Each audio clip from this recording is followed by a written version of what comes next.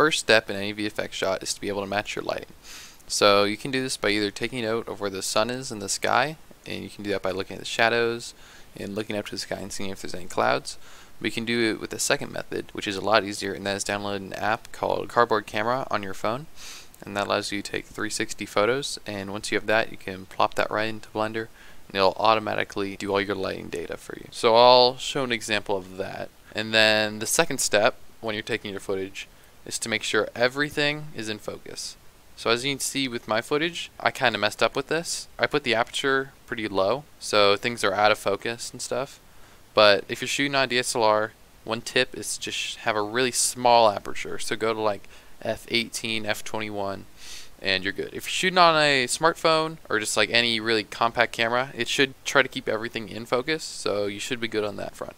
And then the third step, if you're shooting outside, is to cut down on the motion blur. So I'd say in my footage, this is about as much motion blur as you want, but if you can go lower, I would recommend it. Just because with motion blur, it's really hard to track a point. Like if you're tracking a individual point on like a sidewalk or something, and it starts getting blurred, it's going to be really hard for the Blender motion tracking system to actually calculate the tracking. And one way you can cut down on the motion blur is to make sure you're shooting in environments with lots of light. So as you can see, like there's a lot of sun in this scene, so that helped with it. And a lot of light especially helps with smartphones, because the motion blur on smartphones you can't really control. But if you're in a situation where there's a lot of light, then it'll automatically make it so there's like very little motion blur. If you're on a DSLR, you can obviously manually set the shutter speed to like really high, like 1000, 1200, and that'd just be really good for shutter speed. Okay, so once you have your footage, we can now hop into Blender, and we're going to want to motion track our video. So if you go to the plus up here, you can click on the add workspace and go to VFX and do motion tracking. And then you can click open. And now I'm going to find my video. Once you have your video, here comes the tedious process of motion tracking. I will be giving a really light motion tracking tutorial in this, but I will link down the description to more in-depth motion tracking, because I will not go into the amount of depth and the technicalities of motion tracking. I'm just going to go over the very basics. So what I like to do when I get a scene is I start off on frame 1, and I click Detect Features. And then I go down to the bottom near the timeline, and I click the track forward. So I just track those until they're not tracked anymore. Okay, and when all those are gone, I go to the very end frame. So I'm going to set the end of my scene to 138. And also, what you do when you start tracking is you'll notice that when you scroll around, it might be a bit laggy. And that's just because the frames aren't in the RAM. So if you go up to the track tab and then go under clip, you can see the word prefetch, and that just puts all the video footage in your RAM. So if you click that and then give it a couple seconds to prefetch it, once it's done, you'll notice that you have really quick playback in your timeline. Okay, so now that we've prefetched it, I'm going to go to the end frame, click Detect Features, and then I'm going to track those back. So at a certain point, you might notice that none of the trackers, like if we go to frame 85, none of the trackers are actually tracking. So we're going to have to start manually adding the trackers.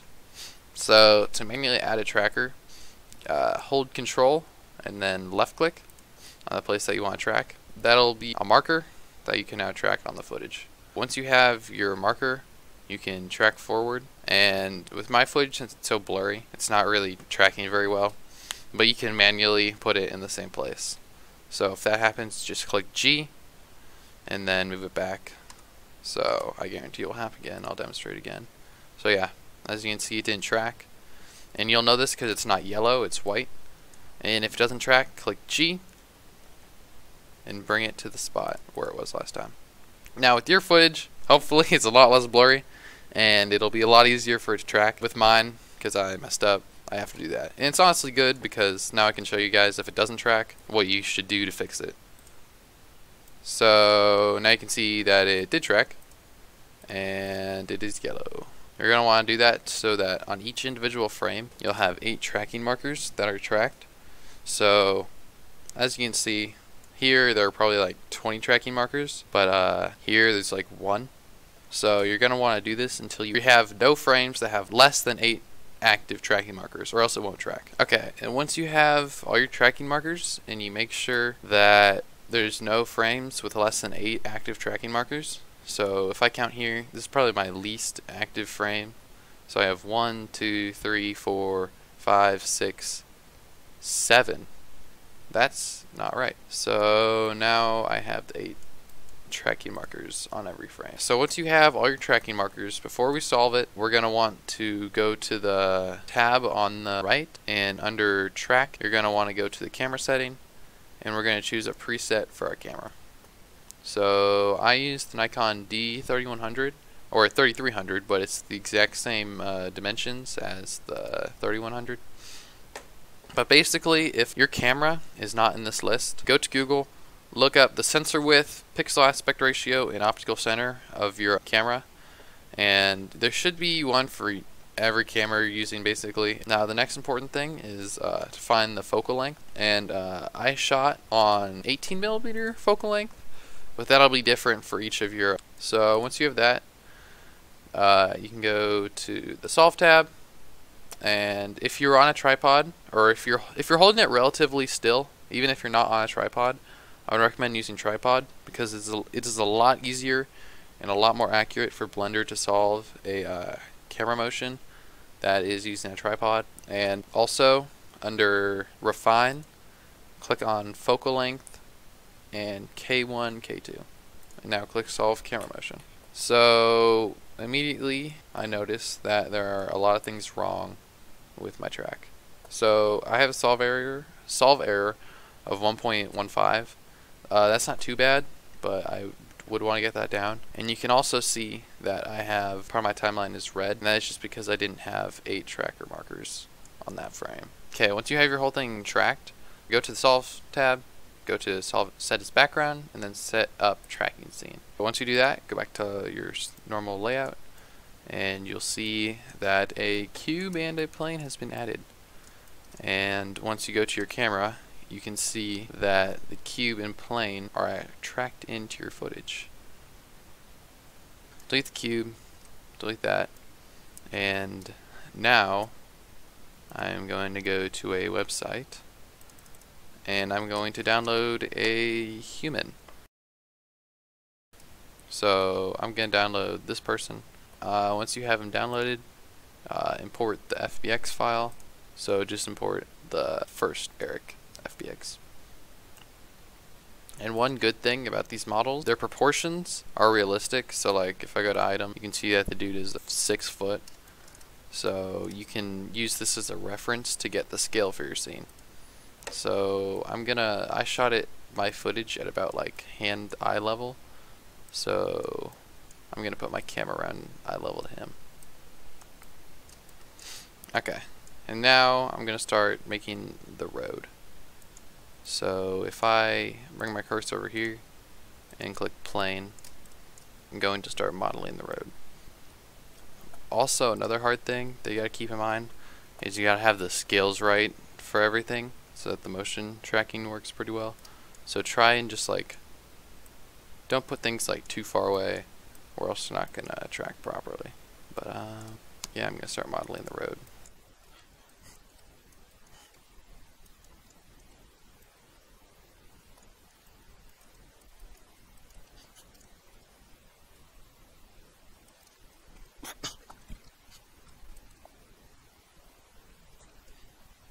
Once you have your road modeled and it's tracked in, it's time to add the speeder bike. So I have my speeder bike available on Gumroad for $1, but you can probably find other speeder bikes on other websites like SketchFab.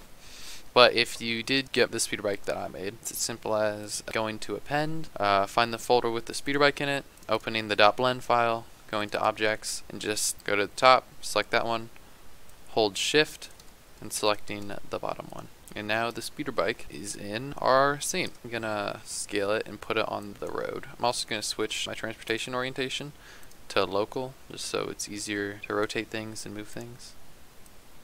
So yeah. And now go into your camera and look through it just to see like if the scale is correct. So I actually think that was pretty good. So now we're gonna want to get to animating. So what I'm gonna do is I'm gonna go to the first frame, bring the speed bike to the end of the road. So I'm gonna go here, I'm gonna click I, and I'm gonna set a location and rotation keyframe. Okay, now that I have that, I'm gonna go to probably about 40, and I'm gonna move the speeder bike forward. And now when I'm at 40, I'm gonna click I again and give it just a location keyframe this time.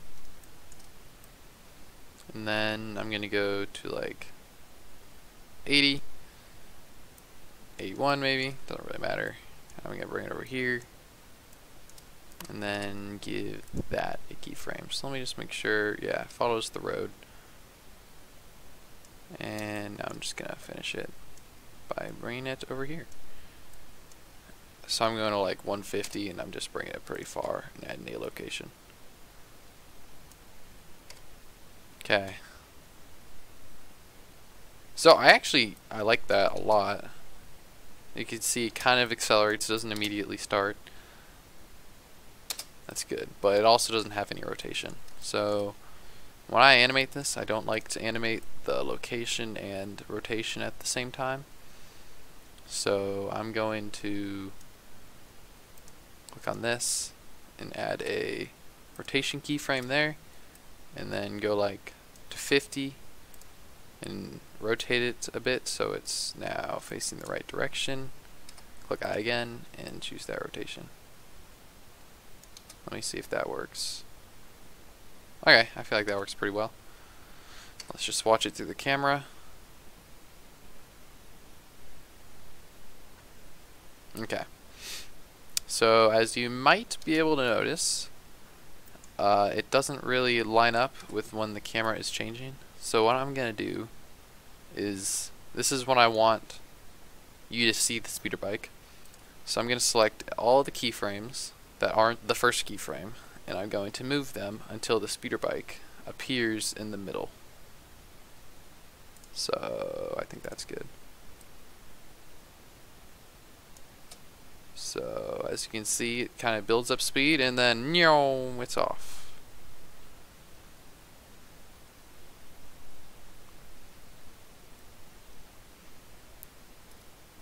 And what you can do if you want it to maybe not actually start moving on the first frame is you can actually just move the keyframe that's on the first frame. So yeah, I think that's our animation done. Well, now we can add the human. As you know, we added the human, our friend Eric over here, and now I want to put him on the speeder bike. So this is really simple.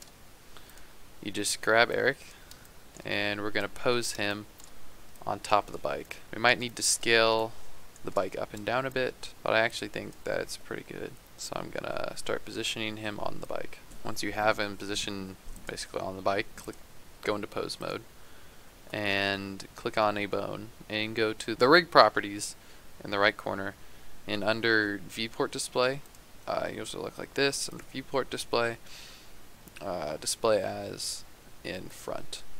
So this just is, you can see all the bones even if they're hidden behind the geometry of the body. So I'm gonna position Eric so that he is on the speeder bike.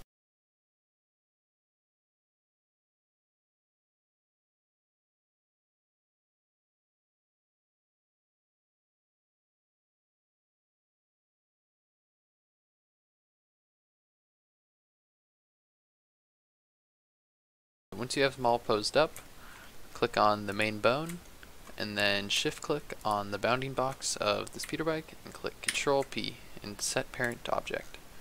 And now you'll notice that when you play the animation, he will move along with the speeder bike. Okay, so now that we have that, we're going to move on to fixing the lighting. So first thing I'm going to do is show you how to use the sky texture, and then I'm going to demonstrate how you use an HDRI. So you only want to use the sky texture if you didn't take an HDRI. So once you go into the world tab, you'll probably see this. You'll choose the sky texture, and if we go into the rendered view, you'll notice that there is a sky in our scene. And what you can do is, when you go back to the world tab, you can mess with the sun elevation and sun rotation to try and match the same lighting that was in your shot the day it was taken. So actually, for my shot, I'm just going to leave it on the default, but just mess around with this until it looks like your shadow is matching the same as the shadows in your footage. Okay, so now I'm going to show you how to use an Hdri. Now I'll go into Shading tab, and you'll probably have this as object, but just set it to world. And let me just delete all this. Under the background, keep the background, add a environment texture, and then you'll want to choose the Hdri you took on the day that you filmed it. So I'm just going to choose a random Hdri that I have, and I'm going to go into the rendered view just so you can see what it's doing. And you can see the Hdri. And what you might have to do, because by default it's probably not going to be angled the right direction, you're going to want to add a texture coordinate node, and then you're going to want to add a mapping node. Now plug the generated into the vector, and plug the vector into the image file. Now you can rotate on the Z to get the different rotations that you might need for your Hdri. Now that we have our lighting matched, we're going to start the compositing of the shot. So the first step is to go into the scene view, and under film, checkmark transparent. Next, I'm going to go to the motion tracking, and we're going to start masking off the different trees and objects that occlude our shot. So when you go back into the motion tracking tab, you can go up to the top left, and then under this tracking, switch it to mask. Basically, what you'll want to do is, if you go into your layout, you can scroll through the different frames and see which objects occlude your VFX object in the video. So you'll notice that the road is behind this tree, but in the camera view, you can see that the speeder bike is in front of the tree. So the way we can fix this is with masking, and I'm gonna see what the first frame is that it occludes the tree. So 73, and then I'm gonna find the last frame that it includes the tree. So 78. So if I go to 73 through 78, make sure you're on mask. 73, I'm using the arrow keys to switch my frames. And you can add a mask the same way you add a motion track. So if you go up to the top right, click new, and then control click on where you want your mask to be. So I'm just going to occlude the tree. You don't need to do the whole thing, just the parts that are going to cover the bike. And once you have your object all masked out, this might not be open. If it isn't open, click N on your keyboard and go down to mask, and then under active spline, check mark cyclic, and this will just close it off. And once you have this frame, what you can do is, if there is a marker that is tracked onto the object that you're trying to mask out, you can do click A and then shift click on the marker and do control P, and you'll notice that the mask actually sticks with the marker. So I'm going to want to add a new mask, and you'll notice that the tree mask goes away, and now we have a fresh slate to add our mask for our other object. So this one's really simple. I can just do 4 lines and then click cyclic, and I'm good. So you might notice that this doesn't actually have a tracking marker tracked onto it. So what we can do is just do it manually. So I'm going to click A on your keyboard to select all the vertices and click I. And now use the arrows on your keyboard to move up a few frames. And then click G and drag it back to the sign. Go up another 2 frames, click G, drag it back, and click I. And so you'll notice that it actually tracks with the sign. So now I'm just going to finish making all my masks.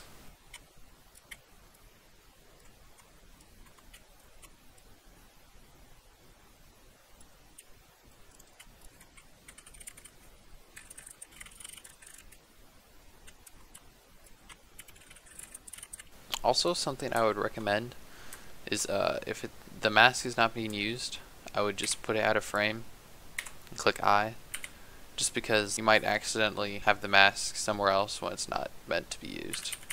And I also would do this to the last frame that it's in. Just bring it up to the top and click I to animate it up there.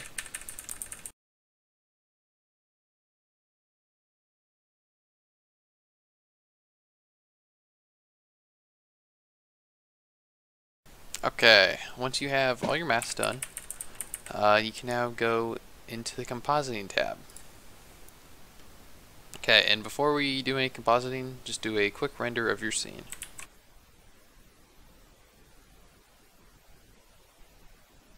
Okay, once you get your rough render done, go into the compositing, and we're going to start adding the masks. So one thing that gets done automatically when you do motion tracking is it automatically sets up the nodes for you. So, but there is some things we can delete. So if you go here, you'll see that it has the render layers, and underneath it has background. We can delete that. You'll see that it now has 2 alpha overs. We can just take the node from the scale and plug it into the top of the second alpha over. And now what we can do is we can add our masks. So we add our masks by adding a masking node and then selecting whatever mask we want. So I'm going to add mask 4 just real quick because that's my pole mask. I'm going to put on motion blur, and I'm going to set it to around what the motion blur on my camera was. So for me it was really low, so it was about 0.05. So I'm going to plug the mask into the factor, and you'll see that where the mask was, there is only the render is only showing up where the mask was. So we can fix this by doing invert, and you can see that once it renders, he is on the back side of the mask. So one thing you can see is it does cross in front of this a little bit, and I guess you can fix that by just having a better mask track. So that was just my fault. So now to add our other masks, we're going to add a math node. You can add that by clicking Shift A, and then we're going to add another mask. And now we're just going to choose a different mask. So I chose mask 4 the first time. I'll choose mask 3 this time. I'll select motion blur, and I'll bring the shutter speed down. Now to speed up the process a bit, what you can do is click on the add, click Control C, and then Control V, Control C, Control V, and plug it in here. And now we can do the same with the other masks. Control C, Control V, and we can plug the masks into there. And now choose our final 2 masks. And once you have all your masks, you should be nearly done. We just have to final check some render things. Okay, so I'm going to go into the property and to the render properties, and I'm going to start changing some things. So with sampling, you're going to want to check adaptive sampling, and that just makes it so if the background is blank, it gives it like 1 sample, so it goes really quickly. It shortens the time by like more than half. It's great. Something else you might want to do is render as denoising if you're rendering low samples like I am. And then finally, you want to make sure you have motion blur checked. If you have a lot of motion blur, which might have been difficult for this tutorial, you want the shutter speed to be pretty high. If you have kind of a little bit, like I did, you'll want it to be lower. So I think I should actually raise mine because I think I have too little motion blur. But yeah, once you're done with that, you should be ready to render. So one thing I do recommend is go into all the frames where you have your masks occluding, or your objects occluding your mask, and just rendering it out just to see if all your mask works. But yeah, you should be good.